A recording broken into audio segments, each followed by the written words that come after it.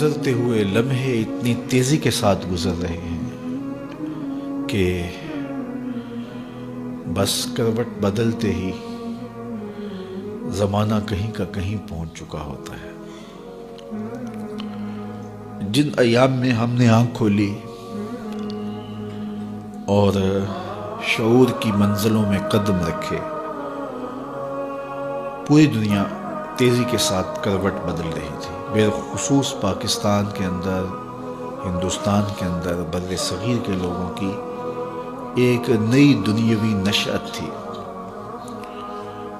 پرانی قدروں کی جگہ نئی قدریں متعارف ہو رہی تھی، خاندانی روایات ٹوٹ رہی تھی اور دنیا گلوبل ولیج بن رہی تھی۔ وہ کلچر، وہ تہذیب جو مخصوص علاقوں کا حصہ تھا، وہ دیہاتوں میں منتقل ہو رہی تھی۔ تو ہم نے اس مختصر عرصے میں بہت کچھ ٹوٹتے بنتے دیکھا ہے۔ آج سے صرف 30 سال پہلے یا 35 سال پہلے چلے جائیں، اور بالخصوص جو لوگ دیہاتوں میں رہے ہیں، اور اس وقت دور موجود کا کلچر اور ایک دنیا سے دوسری دنیا میں منتقل ہو چکے ہیں۔ آج سے 35 سال قبل ہم ایک اور جہان میں تھے، جس میں قدریں اخلاق کی پامال نہیں ہوئی تھی، جس میں شرم و حیا کے جوہر موجود تھے، جس دور میں بیٹیاں برہنہ سر نہیں ہوتی تھی، جس دور میں نوجوانوں کی آنکھوں میں شرم و حیا کی بجلیاں تھیں۔ ایک شخص کی بیٹی پورے گاؤں کی بیٹی خیال کی جاتی تھی، سمجھی جاتی تھی، مانی جاتی تھی۔ ہم نے وہ لمحے بھی دیکھے ہیں جب بیٹیاں رخصت ہوتی تھی، پوری بستی آنسو بہاتی تھی۔ اور یہ بہت پرانی بات نہیں ہے، 30-35 سال پہلے کی کہانی ہے۔ آج نگاہیں آوارہ ہو گئیں، خیالات بے قابو ہو گئے، اور اس امت کا سب سے بڑا فتنہ مال ہے۔ تو مال کی خواہش نے قدریں چھین لی، رشتے چھین لیے، آرزوئیں جو کہ حسن اور جمال کی پیکر تھی، وہ تلخ رنگ میں رنگی گئی، اور ایک عجیب معاشرہ اور معاشرت تشکیل پا گئی۔ آج انسان کا دشمن ہو گیا ہے۔ جو کام سانپ کرتے تھے، آج وہ انسان کر رہے ہیں۔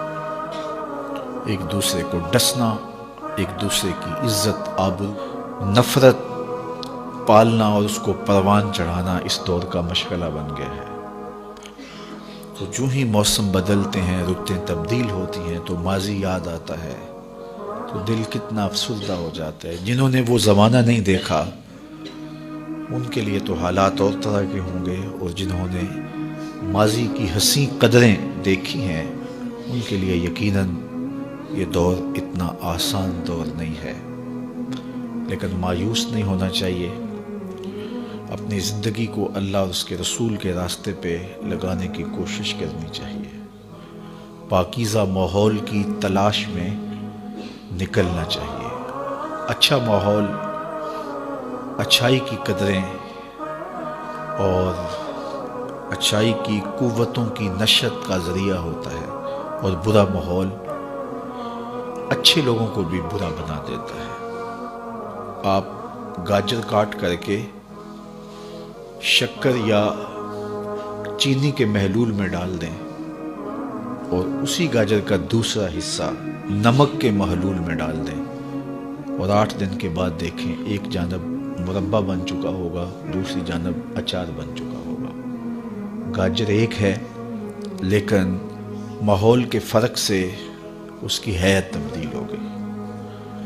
پاکیزہ ماحول کے ساتھ جو لوگ وابستہ رہتے ہیں، انہیں خیر ملتی ہے، اور اگر وہ خیر کے کسی ماحول سے وابستہ نہ ہوا، تو شر کا ماحول اس کے تقدس کو اور اس کی پاکیزگی کو، اس کی عفت کو، اس کے شرم و حیا کو اور اس کی اقدار عالیہ کو زائل کر دے گا۔ تو صاحب آؤ، اس تھوڑی سی زندگی کو اللہ اس کے